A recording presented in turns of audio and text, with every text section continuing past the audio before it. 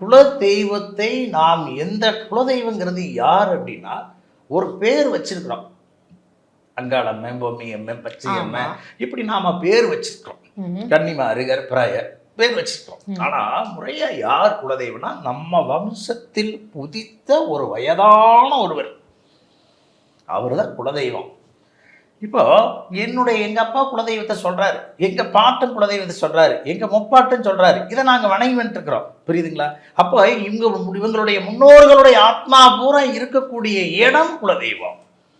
நம்ம குலதெய்வத்தை கும்பிட்டா நமது முன்னோர்களை வணங்குவதாக பொருள்படுகிறது. சரிங்களா?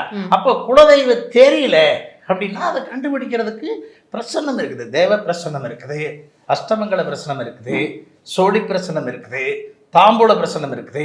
இப்படி பல பிரசன்னம் வாயிலாக கண்டுபிடிக்கலாம். ஒன்று அதுலேயே என்ன செய்யணும் அப்படின்னா, இப்போ குலதெய்வம் இதை எப்படி நம்புறது அப்படின்னா, இப்போ என்னுடைய ஜாதகத்தை வச்சு எனக்கு குலதெய்வம் அங்காள பரமேஸ்வரி, என்னுடைய ஜாதகத்தை வச்சு அங்காள பரமேஸ்வரி வருது. அப்போ என் பையனுக்கு அவருடைய ஜாதகத்தை வச்சு வரணுமல்ல? ஆமாம். எங்கள் அப்பாவுக்கு அவருடைய ஜாதகத்தை வச்சு வரணுமல்ல?